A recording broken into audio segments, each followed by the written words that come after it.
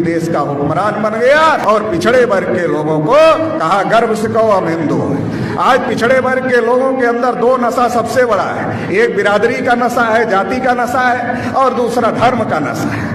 जाति का नशा कैसे? एक बिरादरी का नेता अपनी बिरादरी में आता और क्या कहता है, सारी बिरादरी आगे चली गई, बस अपनी बिरादरी पीछे रह गई है, इकट्ठा हो जाओ। उसके पीछे कुछ बिरादरी के लोग इकट्ठा हो जाते हैं, फिर वो बिरादरी का नेता कांग्रेस के पास जाता है, बोलता कितना दे रहे हो, हमारे पीछे इतने हमारे बिरादरी के लोग हैं, कितना दे रहे हो। अगर कांग्रेस कम देती है तो दौड़ा दौड़ा बीजेपी के पास जाता है, बोलता कितना दे रहे हो, हमारे पीछे तो इतनी हमारी बिरादरी के लोग हैं। आप उसे बिरादरी का नेता बनाते हो, वो आपको इकट्ठा करके बेचने का काम करता है। तो ये जो जाति जागृति है ये सत्यानाश का कारण है। हमारे लोग 4.5 साल तक बीजेपी को गाली देते हैं, 4.5 साल तक बीजेपी को गाली देंगे। जब उनकी बिरादरी का कैंडिडेट बीजेपी दे देगी तो क्या कहेंगे, अभी बिरादरी आ गया है तो इज्जत तो बचाना पड़ेगा बिरादरी की। अरे इज्जत नहीं बचा रहे हो, अपनी आने वाली जनरेशन के गुलामी के सर्टिफिकेट पर सिग्नेचर करने का काम कर रहे हो, इज्जत बचाने का काम नहीं कर रहे हो। क्योंकि जो बिरादरी बीजेपी से टिकट लेकर आया है, जो बिरादरी कांग्रेस से टिकट लेकर आया है, वो बीजेपी कांग्रेस के ब्राह्मणों की मर्जी के बगैर मुंह भी नहीं खोल सकता। बोलने की तो बात ही बहुत दूर की है, मुंह भी खोल नहीं सकता। कांग्रेस बीजेपी उसी को टिकट देती है जो उसका पहले नंबर का गुलाम होता है। इसलिए मैं ओबीसी के लोगों को कहना चाहता हूं, हक अधिकार चाहिए ओबीसी के नाम पर और नेता चाहिए बिरादरी के नाम पर। हक अधिकार चाहिए ओबीसी के नाम पर और नेता चाहिए बिरादरी के नाम पर। तो इससे तो सत्यानाश ही होगा, इससे कल्याण नहीं हो सकता। अगर हक अधिकार ओबीसी के नाम पर मिला है तो नेता भी ओबीसी के हक अधिकार की लड़ाई लड़ने वाला चुनना पड़ेगा, बनाना पड़ेगा, तो ओबीसी का कल्याण हो सकता है। दूसरा, ओबीसी के अंदर ब्राह्मण आते हैं, कहते हैं गर्व से कहो हम हिंदू हैं। हमारे लोगों का भी सीना चौड़ा हो जाता है, हम हिंदू हैं। क्यों चौड़ा हो जाता? क्योंकि पता ही नहीं हिंदू का मतलब क्या होता है, हिंदू का अर्थ क्या होता है, ये पता ही नहीं है। जिन ब्राह्मणों ने हमको कभी शूद्र कहा, वही ब्राह्मण आज हमें हिंदू कह रहे हैं।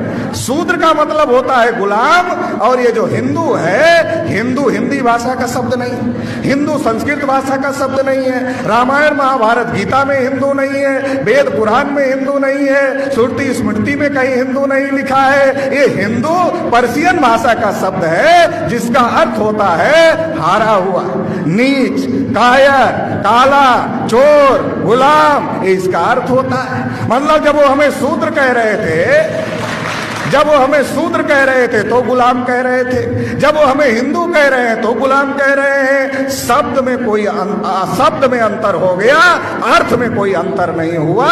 ये शब्द में अंतर क्यों किया? क्योंकि ब्राह्मण को पता है आज लोकतंत्र है, ओबीसी का वोट लेना है। अगर किसी ओबीसी के आदमी को शूद्र कहेंगे तो लाठी निकालेगा, हड्डी पसली तोड़ेगा, ब्राह्मण के हाथ में दे देगा। वोट देना तो दूर की बात है, साला हड्डी पसली टूट जाएगी। इसलिए ब्राह्मण किसी ओबीसी को शूद्र नहीं कहता, हिंदू कहता है। मतलब हिंदू का मतलब भी वही होता है। और जब हिंदू कहता है गर्व से कहो हम हिंदू है, तो क्या कहता? एक मुसलमान 14 बच्चे पैदा कर रहे हैं। वो दिन दूर नहीं जब देश पर मुसलमानों का कब्जा हो जाएगा, सारे हिंदू इकट्ठा हो जाओ। मुसलमानों का डर दिखाते मुसलमानों का डर दिखाते इस देश की विधायिका पर ब्राह्मणों ने कब्जा कर लिया, इस देश की कार्यपालिका पर ब्राह्मणों ने कब्जा कर लिया, इस देश की न्यायपालिका पर ब्राह्मणों ने कब्जा कर लिया, इस देश की मीडिया पर ब्राह्मणों ने कब्जा कर लिया। शेड्यूल कास्ट का कोटा पूरा नहीं हुआ, शेड्यूल ट्राइब का कोटा पूरा नहीं हुआ, ओबीसी को इस देश में कुछ नहीं मिला।